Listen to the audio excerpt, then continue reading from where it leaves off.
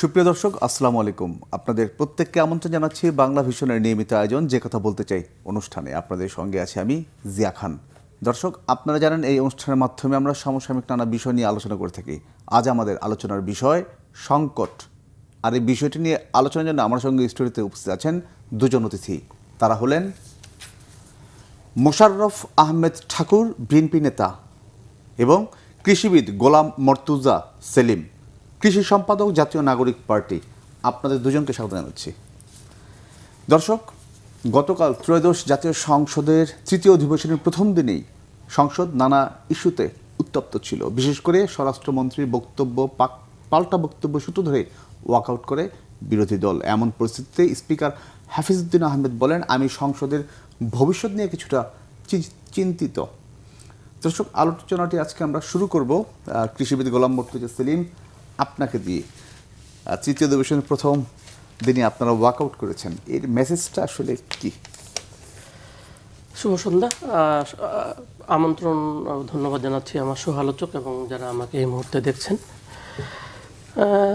অভ্যুত্থান পরবর্তী সময়ে যখন অন্তর্বর্তী সরকার রান করলো, ওই সময়ে বিএনপি এবং তাদের সমমনা সবারই একটা দাবি ছিল যে যত দ্রুত এদেশে নির্বাচন দেওয়া হবে তত দ্রুত যত সমস্ত সংকট রয়েছে সংকটগুলো কাটিয়ে ওঠা সম্ভব একটা পলিটিক্যাল গভর্নমেন্টের মাধ্যমে। তো 10ই ফেব্রুয়ারি নির্বাচন পরবর্তী সময়ে বা নির্বাচন 12ই ফেব্রুয়ারি নির্বাচন পরবর্তী সময়ে এবং পূর্ববর্তী সময়ে আমরা দেখেছি বর্তমান প্রধানমন্ত্রী তারেক রহমান নির্বাচনী জনসভায় বলেছিলেন, গণভোটের পক্ষে উনি হা চেয়েছেন। পরবর্তী সময়ে আমরা দেখেছি সরকার গঠন করার পরে তাদের নির্বাচিত সাংসদ এবং মন্ত্রীগণ বলেছেন অক্ষরে অক্ষরে তারা জুলাই সনদ বাস্তবায়ন করবে। এই জুলাই সনদ মূলত বাস্তবায়ন হওয়ার কথা ছিল 180 দিনের মধ্যে। তাদের এই অক্ষরে অক্ষরে বাস্তবায়নের ছিটেফোঁটা আমরা এখন পর্যন্ত এই 180 দিন অতিক্রান্ত হতে চললেও কিন্তু এই জুলাই সনদের কোনো কিছুই তারা বাস্তবায়ন করেনি। গতকালকে সর্বশেষ যে ইস্যুটি আলোচিত ছিল সবচেয়ে বেশি, গুম এবং মানবাধিকার কমিশন নিয়ে। আমরা অতীতে দেখেছি ফ্যাসিবাদ সময়ে প্রায় 20,000-এর মতো ব্যক্তি গুম হয়েছে এবং এই সমস্ত অভিযোগসমূহ দায়ের করা হতো। যে সমস্ত আইন শৃঙ্খলা রক্ষাকারী বাহিনী এবং অন্যান্য প্রতিষ্ঠান যারা এই গুমকৃত ব্যক্তি ছিলেন বা পরিবার যারা অভিযোগ করত, তাদের এই সমস্ত অভিযোগসমূহ আমলে নিত না। তো ইন্টারিম আমলে গঠিত কমিশন বলেছে এই সমস্ত গুমের সাথে আইন শৃঙ্খলা রক্ষাকারী বাহিনীরা জড়িত, এবং যখন এই গুম করা হতো তখন এক বাহিনী অপর বাহিনীর নাম ব্যবহার করত। তো আমরা একটা সার্বজনীন গুম এবং মানবাধিকার কমিশন গঠনের লক্ষ্যে তারা বলেছিল এই আইন যখন পাশ হবে তার পূর্বে তারা একাধিক সভা করবে, সেমিনার করবে। কিন্তু কালকে পাশ হওয়ার পূর্বে আপনারা বলতে পারবেন কোনো সভা করেছে, সেমিনার করেছে, বা আর যে সমস্ত স্টেক হোল্ডার রয়েছে, স্বরাষ্ট্রমন্ত্রীর ভাষ্যমন্ত্রী আমাদের সাথে বসার কথা ছিল, উনি কি কোথাও বসেছেন? কোথাও বসেন নাই। এমন একটি গণতন্ত্রকে বাস্তবায়ন করতে হলে, গণতন্ত্র চর্চাকে যদি বাধাগ্রস্ত না করতে চাই, তাহলে সার্বজনীনভাবে যেটার মাধ্যমে তখন যারা বিরোধী দলে ছিল তারাই কিন্তু সবচেয়ে বেশি ক্ষতিগ্রস্ত হয়েছে। এখন আমরা দেখতে পেলাম যে যেই লঙ্কায় যায় সেই হয়ে রাবণ। ক্ষমতায় আসার পরবর্তী সময়ে তাদের দেয়া বক্তব্য পরবর্তী সময়ের সাথে কোনো কিছুই মিল নেই। তো নিঃসন্দেহে স্বরাষ্ট্রমন্ত্রী একজন খুব বাকপটু বক্তা হিসেবে বলা যায়, কিন্তু উনি যে সর্বমন্ত্রী হিসেবে খেতে কিন্তু স্বরাষ্ট্র মন্ত্রণালয়ের যে ব্যর্থতার পাল্লা ডে টু ডে ভারী হচ্ছে সেদিকে তার কোনো কিন্তু নজর নেই। তিনি আছেন কিভাবে গাম্ভীর্যের সহিত বা তীর্য বক্তব্যের মাধ্যমে, বক্তৃতার মাধ্যমে বিরোধী দলকে, বিরোধী দলীয় নেতৃবৃন্দকে ঘায়েল করা যায়, কিন্তু কাজের ক্ষেত্রে উনি লবঘণ্ড। যদি আপনি খেয়াল করে থাকেন, ইন্টারিম একটা ভঙ্গুর ছিল এবং এটাকে এমন কোনো না প্রায় প্রতিদিনই বিভিন্ন রকমের আন্দোলনকে মোকাবেলা করতে হতো। ইন্টারিমের সাথে কম্পেয়ার করেও আইন শৃঙ্খলা রক্ষাকারী বাহিনী পুলিশ কর্তৃক প্রকাশিত প্রতিবেদনে বলা হচ্ছে বিগত 6 মাস আর নির্বাচন থেকে এখন পর্যন্ত 6 মাসের 7টা প্যারামিটারে 5টাই নাজেহাল অবস্থা। এই যদি একটা নির্বাচিত সরকারের অবস্থা হয় তাহলে কেমন করে আমরা এই সরকারের প্রতি আমরা আস্থা রাখবো? মানে 6 মাসের মধ্যে আপনার সরকারের প্রতি আস্থাহীন হয়ে পড়ছেন, এটা বলতে যাচ্ছেন? আস্থাহীন হওয়ার তো অবশ্যই, মানে একটা সরকারকে বিচার করার জন্য 6 মাস মানে কতটা উপযুক্ত? নিঃসন্দেহে একটা সরকারকে বিচার করার জন্য 6 মাস খুব বড় একটা সময় না, কিন্তু এই 6 মাসের কার্যক্রম আমাদের কাছে যে আলোকে পরিলক্ষিত হচ্ছে, নিঃসন্দেহে বলা যায় তাদের ব্যর্থতার পাল্লাটাই বেশি ভারী। যেহেতু তারা কথায় কথায় বলে তারা কি করবে, আমাদের জুলাই সনদ অক্ষরে অক্ষরে বাস্তবায়ন করে, শুধু জুলাই সনদ বাদ দেন, তাদের 31 দফা তো তার ধারের কাছে নেই। তাহলে এদেরকে আপনি কিভাবে আর বিশ্বাস করতে পারেন? মর্তুজা সেলিম, আপনারা সংসদে ওয়াকআউটও করছেন, একই সাথে আপনারা রাজপথে কর্মসূচি দিচ্ছেন, আপনারা লং মার্চের কর্মসূচি পালন করছেন বা অন্য সব কর্মসূচি পালন করেছেন, রাজনৈতিক কর্মসূচি। মানে আমার প্রশ্নটা হলো, এই ওয়াকআউট, লং মার্চ, এর মধ্যে দুটো বিষয়কে সাংঘর্ষিক নয় কি? আসলে দেখেন, গণতন্ত্র পথে বিরোধী দলসমূহ এক এক রকমের কর্মসূচি পালন করবে, এটা স্বাভাবিক একটা গণতন্ত্রের সৌন্দর্য। এখন যদি দেখেন যেখানে আমাদের ন্যূনতম মতামতকে প্রাধান্য দেওয়া হচ্ছে না, তো সেক্ষেত্রে তো আমরা ওয়াকআউট করবো, এটা তো একটা স্বাভাবিক কর্ম রাজনৈতিক দল হিসাবে। এবং দেখেন, রাজনৈতিক দল হিসেবে আমাদের দাবিসমূহ আদায়ের ক্ষেত্রে যেমন আমরা সংসদে সরব রয়েছি, এর পাশাপাশি আমাদেরকে যাদের কণ্ঠস্বর হিসেবে আমাদেরকে সংসদে পাঠিয়েছে, তাদের কথা এবং তাদেরকে আমাদের যে নির্বাচনের পূর্বে ওয়াদা ছিল এই সমস্ত বাস্তবায়ন করার ক্ষেত্রে সরকারেরকে অ্যাকাউন্টেবল করার ক্ষেত্রে গুরুত্বপূর্ণ কাজ হচ্ছে বিরোধী দলের। এবং এই বিরোধী দল তখনই তাদেরকে অ্যাকাউন্টেবল করতে পারে যখন আমরা রাজপথে কর্মসূচি দিব। এটা তো একটা স্বাভাবিক প্রক্রিয়া। এই উদ্দেশ্যেই মূলত সরকারকে আমরা অ্যাকাউন্টেবল করার স্বার্থে, রাষ্ট্রের স্বার্থে, গণতন্ত্রের স্বার্থে মূলত আমরা এই সমস্ত কর্মসূচি ঘোষণা করছি। গোলাম মর্তুজা সেলিম, আমার শেষ প্রশ্ন সেটা হচ্ছে, স্পিকার হাফিজউদ্দিন আহমেদ তিনি যেটা বলেছেন যে আমি সংসদের ভবিষ্যৎ নিয়ে কিছুটা চিন্তিত, তার মানে নেতিবাচক যে চিন্তা, সেই চিন্তার জায়গা থেকে সেই দায়িত্ব আপনাদের উপর আসে যদি সংসদে এমন কিছু হয়। আসলে কথাটা এক অর্থে আপনার দুই সহমত পোষণ করতে, এই অর্থে যা কিছুই হয় সব কিছুই বিরোধী দলের উপরেই বর্তায়। তো দেখেন, সরকারি দল হিসাবে তারা কতটুকু সফল হতে পেরেছে যদি এই প্যারামিটারে যায়, এই প্যারামিটারে আমার দৃষ্টিতে তাদেরকে আমি শূন্য দিব। এখন তাদের শূন্যতার, তাদের সফলতার আর কি মাপকাঠি যেখানে শূন্য হচ্ছে, তাদের এই ব্যর্থতার গ্লানি কি আমাদেরকে, বিরোধী দলকে বহন করতে হবে? ধন্যবাদ গোলাম মর্তুজা সেলিম। মোশাররফ আহমেদ ঠাকুর অনেকগুলো বিষয় নিয়ে আসছেন। মর্তুজা সেলিম, তো আমি আপনাকে যেটা দিয়ে শুরু করতে চাচ্ছিলাম যে স্পিকার যে আপনার ভবিষ্যৎ নিয়ে শঙ্কার কথা জানিয়েছেন, সেটা আপনি কিভাবে দেখছেন? পাশাপাশি মর্তুজা সেলিমের যে বিষয়গুলো আসছে, যে যায় লঙ্কা সে হয় রাবণ, এবং 6 মাসে কার্যক্রমে সরকার ব্যর্থতার পাল্লায় বেশি ভারী হচ্ছে সরকারের দিকে। ধন্যবাদ জিয়া ভাই আপনাকে, আপনার দর্শক শ্রোতা, অপরাবিক আলোচক। দেখুন, যে আমি প্রথম একটা পজিটিভ বিষয় নিয়ে আলোচনা করি। গুম তত্ত্বাবধায়কের সময় একটা গুম অধ্যাদেশ দিয়ে দিলেন। তো বাংলাদেশে বিদ্যমান দণ্ডবিধি 362 অ্যান্ড 363-তে গুমের সাজা, আর 362-তে একটা মনুষ্য অপহরণ, অ্যাবডাকশন, যেটা সংজ্ঞা দেওয়া আছে। শেখ হাসিনার সময় 2013 সালে একটা হেফাজতে মৃত্যু নিবারণ আইন আছে। কোনো বাহিনীর হেফাজতে যদি কেউ মারা যায়, তাহলে হেফাজতে মৃত্যু নিবারণ আইন বলে একটা 2013 সালের একটা আইন আছে। এখন এই দুইটা আইনেই আলাদা আলাদা সংজ্ঞা আছে, যে কোনটা হেফাজতে মৃত্যু নিবারণ, মৃত্যু বলে গণ্য হবে, কোনটা অ্যাবডাকশন হবে। আপনি তৃতীয় আরেকটা নিয়ে আসলেন, গুম। এখন ধরুন, আমার ভাইয়েদের তো একজন উকিল আছে, নাম হইল শিশির মনির। তো আমি ছোট একটা স্যাম্পল বলি আর কি, একটা ঘটনা। ভাইদের মানে বুঝলেন, মানে বিষয়টা আমার ভাইদের আর কি একজন উকিল আছেন আর কি। তো তিনি প্রায়ই দেখবেন জ্ঞান দেন আর কি, আইনের বিভিন্ন বিষয় নিয়ে বলেন।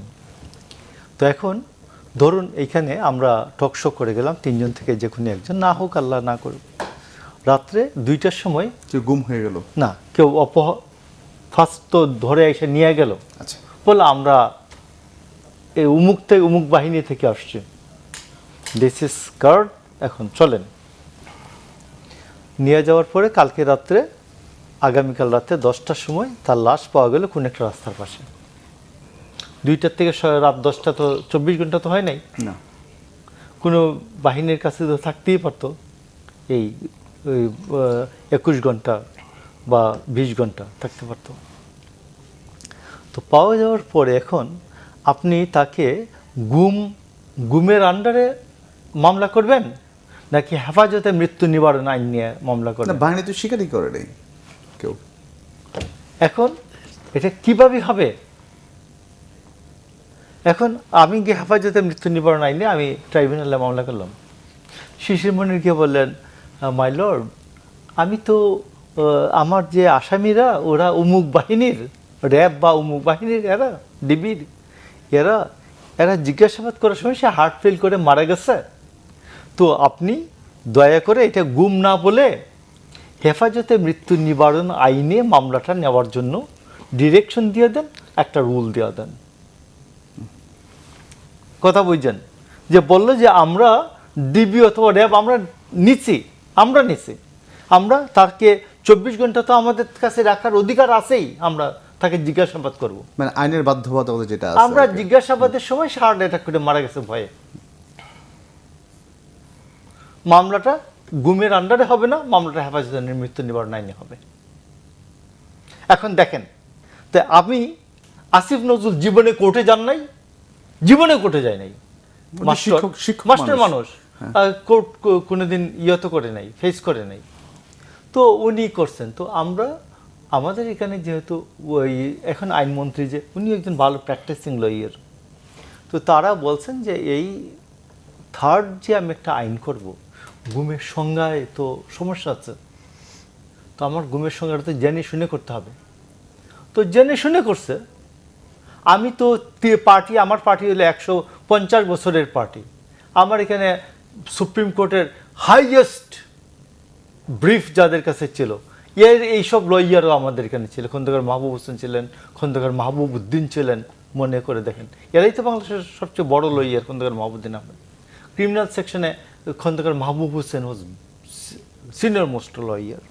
তো প্রবাদ প্রতিম একজন লয়ার। তো আমরা আলোচনা করে আমরা ঠিক করছি যে ইয়াস। তো আমাদের তো এইরকম কোনো বিষয় নাই যে আমার মানুষ সংখ্যা হচ্ছে 2 জন, 2 জনে 3 পার্টি, শুনছেন না নাম? কমিউনিস্ট পার্টিতে 2 জনে 3 পার্টি, মানে 2 জনে 2 পার্টি, আর 2 জনে মিলে 1 পার্টি, মানে 2 জনে 3 পার্টি। আমার পার্টি তো 2 জনে 3 পার্টি না। তো এই জন্য আমি আপনাকে বলছি, এই গুম নিয়ে যে কথা বলে বললাম 31 দফা, আমি জুলাই সনদের সময় আমি স্পষ্ট বলছি, বৃষ্টিতে ভিজিয়া ছাতা ধরিয়া যাহা স্বাক্ষর করিয়াছি তাহা বাস্তবায়ন করিব। এবং আমার ইস্তিহারে যা আছে আমি বলছি, ইস্তিহারে বলছি যেগুলোতে আমার নোট অফ ডিসেন্ট আছে, এই নোট অফ ডিসেন্টগুলি ছাড়া আমি বাস্তবায়ন করব। গুম কমিশনে এটা নোট অফ ডিসেন্ট সর্বতভাবে ঐকমত্য কমিশনে। ভাই আমি বলতেছি, আপনার সঙ্গে কথা বলছি, did I speak single word?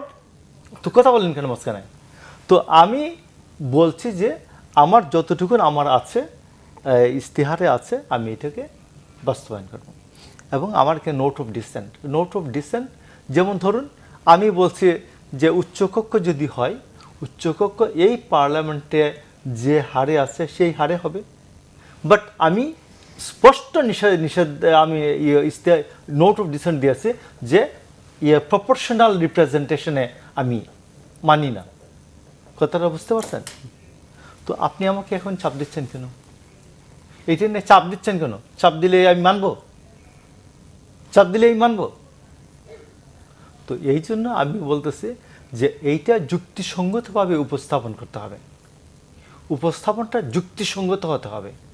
তো তাইলে মানবে বিএনপি। আরেকটা বিষয় তারা নিয়ে আসতেছে যে গণভোটের রায় বাস্তবায়নে গণভোটের রায়ের মধ্যে 3টার মধ্যে ওই যে একটা তো এই যে কি নাম, প্রপোর্শনাল রিপ্রেজেন্টেশন অনুযায়ী করব, কি নাম জানি, উচ্চকক্ষ করব। আমি তো এটাতে নোট অফ ডিসেন্ট আছে, আমার এটার জন্য চাপ দিচ্ছেন কেন? তো আমি তো কথা বুঝছেন, কথা ক্লিয়ার একদম। এখন আমি একটু যেহেতু সময় স্বল্পতার কারণে অন্য বিষয় যে বিষয়টা গোলাম মোর্তুজা সেলিম বললো আর কি, যে যায় লঙ্কা সে হয় রাবণ, অর্থাৎ স্বরাষ্ট্রমন্ত্রীকে নিজে কথাটা। ভাই আমি আপনাকে বলি, গত 54 বছরে আমার প্রথম আমার ডিসিপ্লিনটা ছিল রাষ্ট্রবিজ্ঞান। অনার্স করছি, মাস্টার্স করছি, স্যারদের সাথে বসিয়া 7 বছর পড়ছি মাস্টার্স, অনার্স মাস্টার্স। আমাদের এই যে এরশাদ ভ্যাকেশন ছিল না, এরশাদ ভ্যাকেশন ছিল 3 বছর আমাদের, তো পড়ছি। এরপরে 111 সময় ল পড়ছি, 111 সময় কোনো কাজ ছিল না, শুধু ল পড়া। তো আমি ওই বছর ফার্স্ট এসে LLB LLM, তো মাস্টারি করি প্রায় 10 বছর। তো আমি আপনাকে বলছি বাংলাদেশে এই রকম স্বরাষ্ট্রমন্ত্রী সিআরপিসি জানে, পেনাল কোড জানে, এভিডেন্স অ্যাক্ট জানে, তিনটা। একটা বিচার করতে গেলে তো তিনটা আইন তো মাস্ট। এই তিনটা আইন জানে, পিআরবি জানে, পুলিশ রেগুলেশন অফ বাংলাদেশ খুব ভালো করে জানে। এবং আপনি তার ইকুইটি, আমাদের ল অফ ইকুইটি আছে, ইকুইটির ম্যাক্সিম আছে। সেটা বুঝি, আমি কি আপনি বলতে বাংলা ইংরেজিতে মুখস্থ শুনতে পারবেন। আপনি আনেন বাংলাদেশে, আমি সুপ্রিম কোর্টে যাব একসাথে, দুই ভাই, স্বরাষ্ট্রমন্ত্রী কি বলতে না চাচ্ছেন না আপনি? দুই ভাই ইয়ে নিয়ে মাইক নিয়ে যাব, এই ম্যাক্সিমাম অফ ইকুইটি বলেন তো দেখি। একটাই পারবে না, তিনটা চারটার পরে আর পারবে না। বাট সালাউদ্দিনের কাছে, সালাউদ্দিন সাহেবের কাছে আমি যখন পড়াইতে গেছি প্রথম, তো আমি একদিন আলোচনা করলাম, সে বাংলা ইংরেজি তখন গুম হওয়ার কিছুদিন আগে বাংলা ইংরেজি দুইটা একসাথে বলে দিল ম্যাক্সিমাম অফ মানে ইকুইটি। পড়াইতে গেছেন মানে আপনি তার কাছে, আমি বুঝলাম না না, আমি যখন ও আমার ইউনিভার্সিটিতে পড়াইতে যাচ্ছি, তো উনি আমাকে ধরছে, বলো তো ম্যাক্সিমাম অফ ইকুইটি। আচ্ছা, তো আমি চারটা না পাঁচটা বললাম, বললো বাংলাও বলবা ইংরেজিও বললো। তো উনি আর রিজভী আহমেদ কাজ করতেছেন। তো আচ্ছা মোশাররফ ভাই, বুঝতে পারছি। তো আমি বলছি, স্বরাষ্ট্রমন্ত্রী এত কম্বিনেশন মিলিয়ে আইন জানে, পড়াশোনা জানে, ব্যুরোক্রেসি করছে, ব্যুরোক্রেসিতে জব করছে, প্রধানমন্ত্রীর সাথে জব করছেন, এবং এমপি ছিলেন, মন্ত্রী ছিলেন, এইরকম অভিজ্ঞতা সম্পন্ন পড়াশোনায় এবং সব কিছুতে আমি গত 54 বছরে কোনো স্বরাষ্ট্রমন্ত্রী দেখি নাই। কিন্তু উনি যে উত্তরটা দিলেন প্রশ্নের, যে পল্টন এবং শাহবাগে যেটা নিয়ে বিতর্ক শুরু, এটাকে আপনি কিভাবে? আমি আপনাকে একটা কথা বলি, কেউ যদি কারো অভিজ্ঞতা আমরা- থেকে আমরা থাকে, শুনবো। আমি এক তারপরে? মিনিট ইয়ার পরে, বিরতির পরে না আগেই বলবো? বলেন, আপনি শেষ করেন। আচ্ছা, কথাটা হচ্ছে যে আমরা সেন্ট্রাল কমিটির মিটিংয়ে, যে কোনো সেন্ট্রাল কমিটির মিটিংয়ে, আপনাদের তো সাংবাদিকদের পেশাগত সেন্ট্রাল কমিটির মিটিং আছে, আপনারা বলেন না, এই তুমি পল্টনের মতো বক্তৃতা করতেছো কেন, একটু টু দ্য পয়েন্ট বলো, টু দ্য পয়েন্ট বলো। সেন্ট্রাল কমিটির মিটিংয়ে প্রায়শই কিন্তু এইটা সেটা হয়। তো একজন হইলে বিষয়টা ই ছিল, এখন তার বিরুদ্ধে এই অভিযোগ টানতেছে তুচ্ছ তাচ্ছিল্যের। এইটা হচ্ছে ওই বাহিনীর, এই যে শফিকুর রহমান বাহিনীর, উনার উদ্দেশ্য হচ্ছে এক একজনকে টার্গেট করে অপদস্থ করা। জাস্ট সালাউদ্দিন আহমেদ সবচেয়ে এখানে পড়াশোনা এবং আদার্স অভিজ্ঞতার দিক থেকে যোগ্যতার নিরিখে এদের কেউ ধারে কাছে নাই সালাউদ্দিনের কাছে, সালাউদ্দিন আহমেদের কাছে। এই জন্য সালাউদ্দিন আহমেদকে তারা টার্গেট করে অপদস্থ করতে। মোশাররফ ঠাকুর যেটা বললেন যে স্বরাষ্ট্রমন্ত্রীকে একদম টার্গেট করে অপদস্থ করা হচ্ছে এবং সেটা বিরোধী দল করছেন, এই বিষয়ে আমি শুনবো। যাই হোক, আমার সহালোচক থেকে জানতে পারলাম যে বাংলাদেশের একটা সৌভাগ্য, পরম সৌভাগ্য বলা চলে, যে এরকম জ্ঞানী গুণী হয়তো বা অতীতে কখনো এরকম আমরা পাই নাই। উনি বললেন, স্বরাষ্ট্রমন্ত্রী, আপনারা কি বলেন? আসলে দেখেন, যদি জ্ঞান দিয়ে যদি রাষ্ট্র চালানো যেত, বা বড় বড় সার্টিফিকেট দিয়ে যদি রাষ্ট্র চালানো যেত, তাহলে তো প্রত্যেক একাডেমিশিয়ানই রাজনীতিবিদ হতো। তাহলে তো আর একাডেমিক রাজনীতি বাদ দিয়ে তার একাডেমিশে উনি যেতে পারতেন। এখানে অ্যাকাউন্টেবিলিটি হচ্ছে দেখেন, রাষ্ট্রের সবচেয়ে গুরুত্বপূর্ণ জায়গা হচ্ছে স্বরাষ্ট্র মন্ত্রণালয়। এখানে বক্তব্যটা হচ্ছে জবাবদিহিতা। দেখেন, আপনি যদি আমাদের আইন শৃঙ্খলা পরিস্থিতির কথা খেয়াল করেন, দিন দুপুরে বনানী বনশ্রীর মতো জায়গায় ছুরি দিয়ে, মোহাম্মদপুরের মতো জায়গায় ছুরি দিয়ে মোবাইল ছিনতে হচ্ছে, মানুষকে খুন করে ফেলা হচ্ছে। পত্রিকায় রিপোর্ট এসেছে বিগত 2 দশকে সবচেয়ে বেশি এখন কিশোর গ্যাংয়ের উৎপাত বেড়েছে। আবার আরেকটা মজার বিষয় দেখেন, যে মিরাজ শেখ নিয়ে বাগেরহাটে জায়গায় কোস্টগার্ড দিয়ে এখন পর্যন্ত আর আমরা কোনো ঠিকানা জানি না, এটা কিন্তু নির্বাচনের পর। তাহলে এই যদি প্যারামিটার দিয়ে আপনি বিবেচনা, তাহলে আপনি বিবেচনা করবেন যে আসলে এই ব্যক্তির এত সার্টিফিকেট দিয়ে দেশ আসলে লাভবান হচ্ছে না লস হচ্ছে। প্রশ্ন আপনি সহ যারা দর্শক দেখছেন সবার কাছে। আমি কয়েকটা বিষয় একটু অ্যাড করতে চাই, উনি কয়েকটা বিষয় বলে গিয়েছেন। দেখেন, সংসদীয় কমিটি, দেখেন যে আমরা জুলাই সনদের কথা বলছি, এটা 180 দিনের মধ্যে কার্যকর হওয়ার কথা ছিল। যদি আপনি মন্ত্রণালয়কে আপনি অ্যাকাউন্টেবল করতে চান, এক্ষেত্রে অবশ্যই সংসদীয় কমিটি নির্বাচিত সংসদের সদস্যদের অনুপাতে দেওয়ার কথা ছিল, কিন্তু এখন পর্যন্ত একটা সংসদীয় কমিটি করা হয়নি, যেখানে কিনা সভাপতির দায়িত্ব আমাদের বিরোধী দলীয় সংসদ সদস্যদের থেকে দেওয়া হয়েছে। দেখেন, যখন আর কি ঐক্যমত কমিশনে আলোচনা চলছিল, অনেকগুলা বিষয় ওনাদের নোট অফ ডিসেন্ট ছিল, কয়েকটা বিষয় নোট অফ ডিসেন্ট ছিল, মানে ওইখানে উপস্থিত প্রত্যেকেই একমত পোষণ করেছে যে কয়েকটা বিষয়, তার মধ্যে ছিল এই গুম এবং মানবাধিকার কমিশন, ওটাকেও তার বরখেলাপ করেছে। এখন আপনি বলেন যে তারা তাদের কথা রাখছে কি রাখছে না। আবার মজার বিষয় হচ্ছে তারা যে এই যে 14(3) ধারাটা এমন হয়ে দেখবেন সাজানো হয়েছে, কোনো বাহিনী বা কোনো ব্যক্তির বিরুদ্ধে যদি এলিগেশনটা আছে, এটা আন্তঃবাহিনী দ্বারা সেটা কি হবে, এটা পর্যালোচনা করা হবে। আবার যদি ওই অভিযোগটা মিথ্যা প্রমাণিত হয়, তাহলে ওই ব্যক্তিকে 5 বছর কি করা হবে, জেলে দেওয়া হবে, সে দোষী সাব্যস্ত হবে। যখন ধরেই নেন যদি র্যাবের বিরুদ্ধে অভিযোগ আসে, তখন এটা কি ডিজিএফআই বা এনএসআই দ্বারা হবে, এদের মধ্যে আন্তঃযোগাযোগ রয়েছে।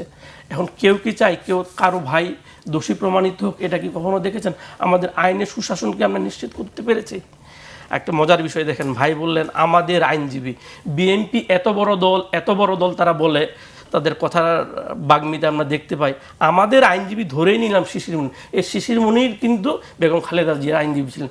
এত বড় দল হওয়া সত্ত্বেও তাদের যে সংকট, তার শিশিরমণি দৃশ্যমান, শিশিরমণি তাদের আইনজীবী হিসেবে।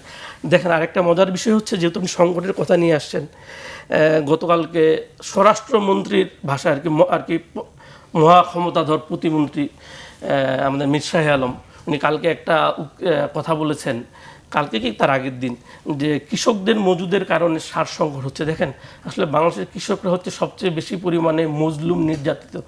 তাদেরকে যে কোনোভাবে দায় চাপিয়ে দেওয়া যায়, তাদের মধ্যে কথা বলার কেউ নেই। উনি যে কথাটা বলেছেন, বাংলাদেশের এমন একটা প্রান্তিক কৃষক বা এমন চাষাবাদের সাথে সম্পৃক্ত কৃষক দেখাক বা তার বাড়ি তল্লাশি করা হোক যে সার মজুদ করে রেখেছে। এ কথা বলার মধ্য দিয়ে যারা কালোবাজারির সাথে জড়িত, যারা সিন্ডিকেট করছে, কৃত্রিম সংকট তৈরি করছে, তাদেরকে দায় থেকে অব্যাহতি দেওয়ার জন্য কৃষকদেরকে দায় দেওয়া হয়েছে। আমরা তার এই বক্তব্য ঘৃণাভরে প্রত্যাখ্যান করছি। আমি দৃঢ়ভাবে বিশ্বাস করি উনার এই বক্তব্য প্রত্যাহার করে উনি কৃষক সমাজের কাছে দুঃখ প্রকাশ করবেন।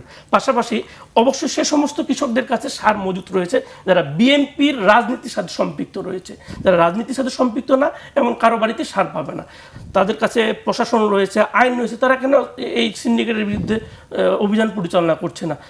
যারা কৃত্রিম সংকট তৈরি করছে তাদের কেন দোষী হিসেবে সাব্যস্ত করছে না?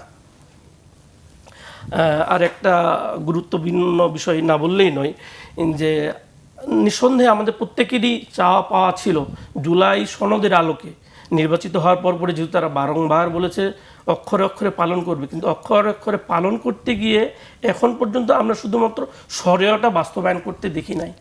তাহলে যদি তারা এই 80 দিনে 180 দিনে যদি শরিয়াটাই যদি বাস্তবায়ন না করে, এই 5 বছর পর্যন্ত তারা কিভাবে জুলাই সনদকে বাস্তবায়ন করতে পারে, সেটা কিন্তু বড় একটা প্রশ্ন রেখে যায়।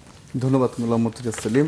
শরিয়াটা তারা বাস্তবায়ন করতে পারেনি, 5 বছর কীভাবে পার করবে, পাশাপাশি আরও কিছু বিষয় নিয়ে আসছেন। এবং এর সাথে আমি একটু যোগ করি, কালকে যে কথাটা আসছিল যে আপনার পার্লামেন্টারিয়ান ফ্যাসিজমের একটা কথাটা আসছিল, কালকে আমরা কালচারাল ফ্যাসিজমের কথা শুনছি, পলিটিক্যাল ফ্যাসিজমের কথা শুনছি, এই বিষয়ে একটু শুনবো আপনার কাছে। Thank you very much. দেখুন, আমি প্রথম সার নিয়ে কথাটা বলি। 1993-94 সালে আমরা একদম সময় 93-94 সালে 14 জন লোক মারা গিয়েছিল সার নিয়ে, মনে আছে আপনার? এবং আওয়ামী লীগের লোকজন বসে এখানে বলতো খালেদা জিয়া 14 জন কৃষককে সার যে আনতে গিয়েছিল সেই কৃষকদেরকে হত্যা করেছিলেন, এইভাবে গলা কাঁপিয়ে কাঁপিয়ে বলতো। আমি আপনাকে বলছি, তারপরে আপনি দেখবেন যে 96-এ যাই দিন, তখন সাপ্তাহিক যাই দিন একটা ইনভেস্টিগেশন করলো, দেখা গেল ওই 14 জনের একজনও কৃষকের সাথে কোনো তার সংশ্লেষ নেই, টোটালি লুটেরা এবং লুটপাটকারী, এবং পুলিশ এদেরকে মেরেছে, পুলিশের গুলিতে মারা গেছে। আপনি বৈরব থেকে আজমিরিগঞ্জ, বৈরব থেকে সুনামগঞ্জ সার যাচ্ছে জিয়া ফার্টিলাইজার থেকে, এবং রাস্তায় কোচ বল্লম নিয়ে সারের কার্গো লুট করছে এই 93-94 সালে। আপনি দেখবেন সেই দিন ছোট্ট করে একটা শালম কি বলছেন আমি দেখি নাই, বাট একটা ছোট্ট হিংস আপনি দেখবেন সিমটম আছে এটার, যে লাস্ট পেজে 3-4 দিন আগে লাস্ট পেজে প্রথম আলোর লাস্ট পেজে এক কলাম একটা নিউজ, ক্ষুব্ধ কৃষকরা গুদাম ভেঙে 260 বস্তা সার নিয়ে গেলেন। দেখছেন আপনি নিশ্চয়ই? আমি আপনাকে বলছি, প্রথম আলোকে গিয়ে ধরেন আগে যে আমার কৃষকরা কি সার লুটেরা? আমার কৃষকরা লুট করে না, কৃষকরা কোনো না খেয়ে মরেছে, তারপরে লুট করে নেয়, ধানের গুদাম লুট করে নেয়, চালের গুদাম লুট করে নেয়, কোন লুট করে নেয়, এবং 74 লুট করে নেয়। তো এবং এইটা নতুন করে প্রথম আলো সহ যারা আছেন তারা নতুন করে একটা ডিজাইন তৈরি করতেছেন সার লুটপাটের ব্যবস্থা, বিতরণ ব্যবস্থা কিভাবে বিঘ্নিত করা যায়। আমি আপনাকে বলছি গভর্নমেন্টকে অনতিবিলম্বে মানে এটা ব্যবস্থা আপনি নিতে হবে। কিসের উপর ভিত্তি করে বলতেছেন এই কথাটা? আপনি রংপুর ভুরুঙ্গামারিতে, কুড়িগ্রামের ভুরুঙ্গামারিতে দেখবেন একটা নিউজ আসছে এই 3-4 দিন আগে, মানে সেই নিউজের উপর বেস করে আপনি নিউজের বলছেন? উপর বেস করে বলছি আচ্ছা। যে কৃষকরা, ক্ষুব্ধ কৃষকরা, নিউজের হেডলাইনটা, ক্ষুব্ধ কৃষকরা 260 বস্তা সার গুদাম ভেঙে নিয়ে গেলেন। তো আর কৃষকরা কি লুটেরা? তো এই জন্য আমি বলছি যে এটা একটা ডিজাইন চলতেছে যে সার বিতরণে, সারের কোনো অভাব নাই দেশে। সার বিতরণ ব্যবস্থাকে টোটালটা 93-94 সালের মতো বিঘ্নিত করা যায় কিনা, লুটপাটের ব্যবস্থা করা যায় কিনা রাস্তার মধ্যে, এটা করে যাতে এটা সারা দেশে এরকম সারের ক্রাইসিস। গতকাল যে সংশোধনের যে সভা ছিল সেই সভাতে তো বিষয়গুলি স্পষ্ট হয়ে আসছে, সংকটের যে বিষয়টা, সেখানে আপনার আইন শৃঙ্খলা পরিস্থিতির যে বিষয়টা আসছে, পাশাপাশি বিদ্যুৎ এবং সার সংকটের বিষয়টা আসছে, সে বিষয়টা আমি আপনাকে বলি 2016 সাল থেকে 2026 সাল পর্যন্ত যে কোনো 6 মাসকে যে কোনো প্যারামিটার, যে কোনো ইন্ডিকেটরে আপনি যদি বিবেচনা করেন, আইন শৃঙ্খলা পরিস্থিতি থেকে আরম্ভ করে খুন, ধর্ষণ, এবং পৃথিবীর আদি পাপ হচ্ছে, আদি অপরাধের নাম হচ্ছে খুন, এরপর দ্বিতীয় আদি অপরাধের নাম ধর্ষণ। এটা সারা জীবন ছিল, থাকবেও ভবিষ্যতে। তো এই জন্য আমি একটা বলছি, আপনি দেখবেন যে কোনো 10 মাসের তুলনায় গত 2016 সাল থেকে 26 সাল পর্যন্ত যে কোনো 10 বছরের মধ্যে যে কোনো 6 মাসের তুলনায় 33% অপরাধ কমেছে। ধন্যবাদ আপনাকে। দর্শক, যে কথা বলতে চাই আজ এ পর্যন্ত ছিল। আবার দেখা হবে। সবাই ভালো থাকুন, সুস্থ থাকুন।